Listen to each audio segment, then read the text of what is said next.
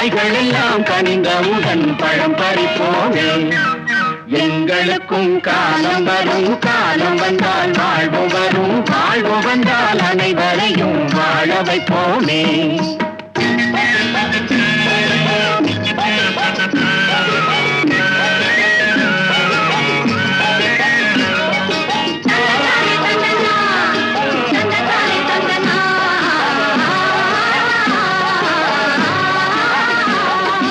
உழவும் தொழிலும் இங்கே நாம் படைத்தோம், உறவும் சுவையும் என்றும் நாம் வளர்த்தோம்.